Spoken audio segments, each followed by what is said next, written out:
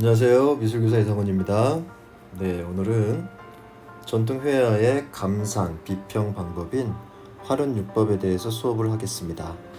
학습 목표는 우리 고유의 정체성과 선조의 미적 가치관이 담긴 전통 회화에 대한 판단 기준이 서양과 다르고 전통 회화를 감상하고 비평하는 판단 기준으로 활운율법이 있는데 활운율법의 6가지 기준을 이해하고 우리 선조들이 그린 전통 회화를 감상 비평해 볼 수 있다 입니다.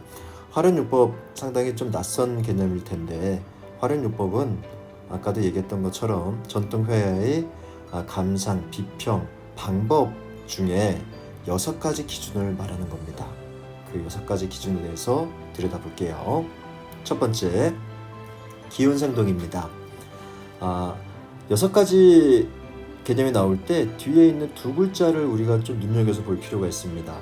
기운 생동이라고 하는 살아있는 움직임이라는 의미죠. 그래서 상생한 표현을 의미합니다. 대상의 형태, 기질, 성격이 생생하게 표현되고 작가의 주관적인 개성과 정신력의 기품이 넘치며 생명력을 표현하는 화법이다. 여기서 중요한 키워드는 생명력과 생동감, 그 다음 운동감이 되겠습니다. 마치 살아있는 것처럼 느껴지는 느낌, 마치 살아있는 것처럼 기운이 펄펄 뛰는 생동감, 그러면서도 운치 있는 멋, 기가 빠진 그림은 표가 난다. 여기서 말하는 기란 두 가지 의미로 나눌 수 있는데 하나는 사물이 가지고 있는 기, 다른 하나는 작가가 가지고 있는 기, 즉 작가 정신을 말합니다. 기운생동 봤고요. 두 번째, 골법 용필입니다. 뒤에 두 글자를 잘 기억해 두라고 그랬죠? 이 필자는 붓필자예요. 용자는 붓의 쓰임, 쓸 용자지요. 붓의 쓰임을 말하는데 이 붓이라고 하는 도구는 선을 표현하는 도구이죠. 그래서 이 선을 이용해서 얼마만큼 형태를 견고하게 잡느냐의 어떤 그 관점이라고 보면 되겠습니다. 형태의 기본적인 묘사라고 기본 설명이 되어 있고요. 터치를 뜻한다. 운항에 의하여 나타나는 형태 속에 골격을 형성시킨다. 이는 변화많은 먹색을 세밀한 톤과 여백의 표현에 의하여 자아내게 되며 사물의 배후에 숨어있는 비법을 포착하는 화법이다. 조금 한자들이 좀 많이 나와서 어렵게 느껴질 수 있는데 간단하게 필법, 붓에 사용하는 법칙, 획, 선, 터치, 이 키워드를 일단은 기억해 둘 수 있도록 하세요. 자, 세 번째, 응물상형입니다. 뒤에 두 글자 상형, 이 형자는 형태를 말하는 거겠죠. 형태. 근데 상형 문자 우리 많이 들어봤을 텐데 본떠서 형태를 본떠서 만든, 그쵸? 형태의 사실성. 그래서 그 의미는 상형 문자에서와 같다라고 보시면 될 것 같고요. 사생, 즉 스케치를 뜻하는데 대상을 직접 보고 사실적인 형체를 중시하여 사생하는 기법이다. 사실적인 형태를 중시했다. 그리고 이는 형태의 사실, 즉 형상을 위주로 하는 화법을 말한다. 자, 기본적인 키워드 소묘, 사실 표현, 사생, 스케치가 되겠습니다. 응물상형은 그림을 그릴 사물에 대응하여 그 보여진 형태대로 묘사하여야 한다는 규범이다. 보여지는 형태대로 묘사, 이런 내용도 중요하겠네요. 그림을 그리는 데 있어서 대상에 대한 객관적인 관찰을 말하는 것이다. 상형은 주어진 대상의 형상을 본뜬다는 의미를 담고 있다. 사실적인 표현을 말하는 거겠죠. 자, 네 번째, 수류부채입니다. 여기서의 채자는 채색을 의미하는 거겠죠.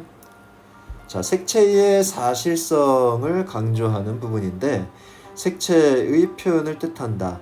대상의 종류에 따라 색채를 유별하여 칠한다. 먹색에 오해가 있다고 하였는데 먹의 농담 표현도 이에 포함된다. 이 농담이라고 하는 것은 옅고 짙은, 말하는 그러니까 먹에도 색이 있다.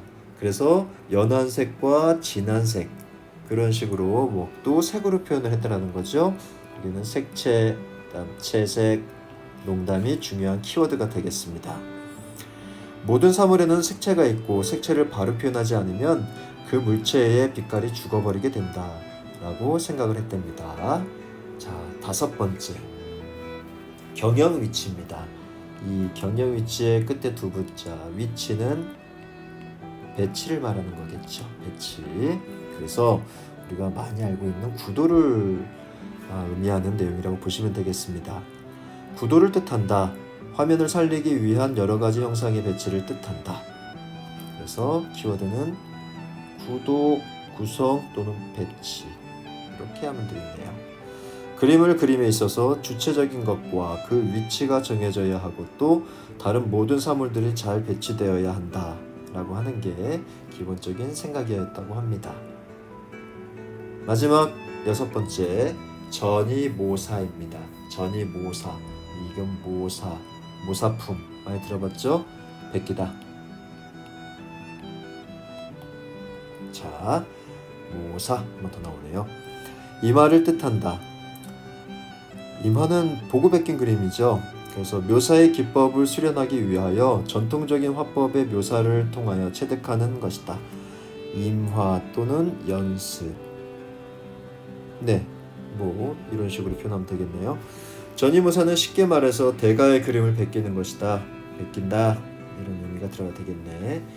옛날 선배, 대가 작가들의 작품을 베끼면서 우수한 조형의 요소와 기법 그리고 창작의 정신세계를 배우는 것이다. 자, 모방은 창조의 어머니라는 내용과 비슷한 것 같아요. 그렇죠? 그래서 모방을 많이 해야 나중에 창작을 새롭게 뭔가를 만들 수 있다라는 기본적인 내용인 것 같습니다. 마지막 역사적 시공간을 달리하는 사람 혹은 작가라도 얼마든지 자신만의 스승으로 삼을 수 있다라고 했습니다.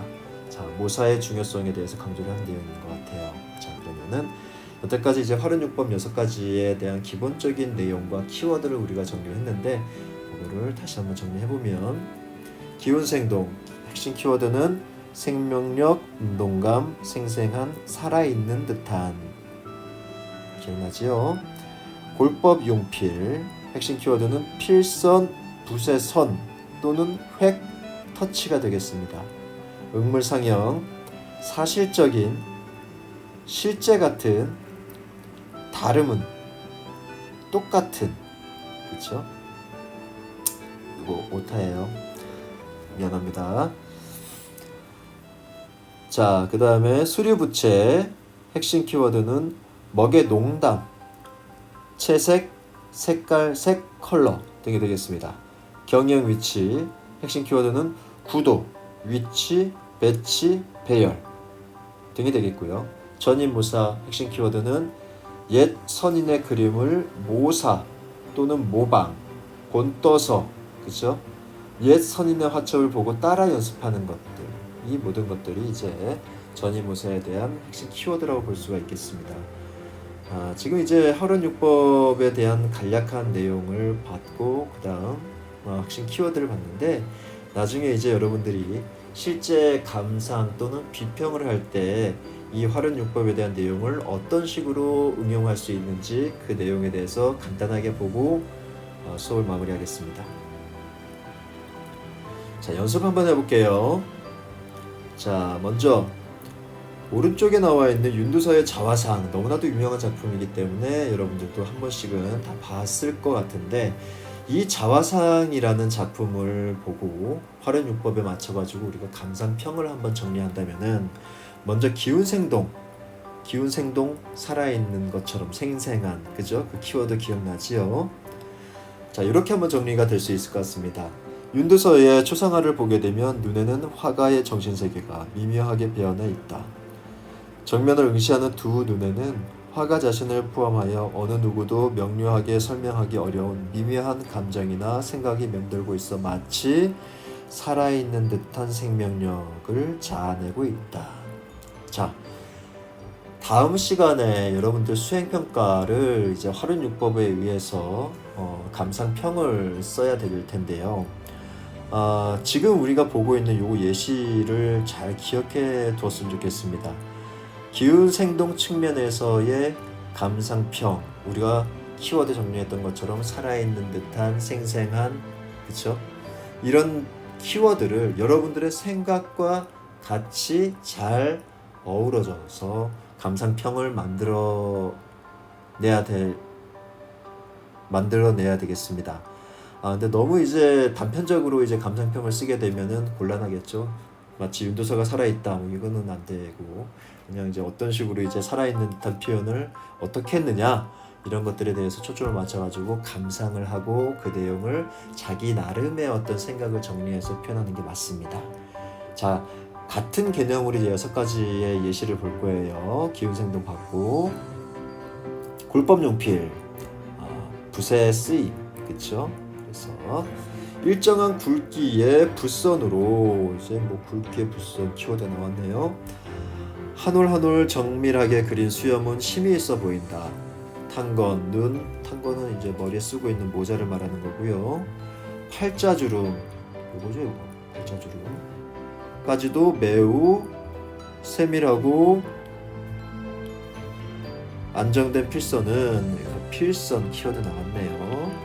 윤두서의 신비로움을 더욱 고조시킨다. 윤두서 자신의 내면을 표출한 것이자 세상을 향한 치열한 응시를 표현하기 위한 필선인 것이다. 자, 이런 식으로 해서 이제 골법용필 우리가 봤습니다. 그래서 중요한 것은 필선, 뭐 이런 것들, 핵심 키워드를 여러분들이 본인의 생각과 같이 잘 녹여서 마찬가지로 감상평을 쓸 줄 알아야 되겠습니다. 다음 3번째, 음물상형입니다. 음물상형, 형상을, 그죠, 본떠서 사실적으로 표현하는 것들인데, 윤두서는 인물이나 동물을 그리고자 할 때 며칠 동안 관찰하여 그 진형을 파악한 다음에야 비로소 붓을 들었다고 한다.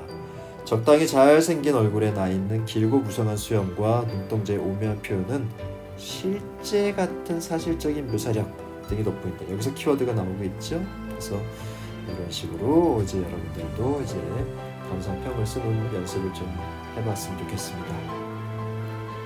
4번째, 수료부채, 채색과 관련된 내용인데, 뒷부분이 잘려나간 탄건, 모자라고 있죠. 검정색, 색, 긴 수염이 나부끼는 얼굴은 윤택하고 붉은 살색으로 바라보는 사람은 검객이 아닌가 의심스럽지만 단아하고 간결한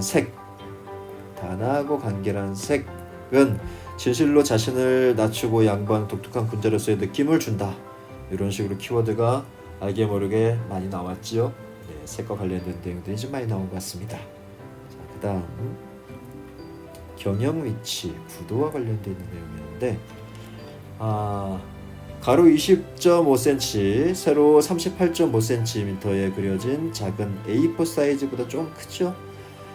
이목구비가 딱 부러지게 대칭 구도를 잡은 정면상이다. 위치를 표현하는 거기 때문에 이것도 이제 키워드라고 볼 수가 있겠죠. 윗부분이 잘려나간 탄건, 그리고 화폭의 뒷부분이 목도 귀도 없는 육중한 얼굴이 배치되었는데 아래 길게 늘어져 있는 수염이 얼굴을 위로 떠받치는 듯하다 라는 감상평에 핵심 키워드가 잘 녹아있는 것 같습니다. 자, 이제 마지막이죠. 전이모사.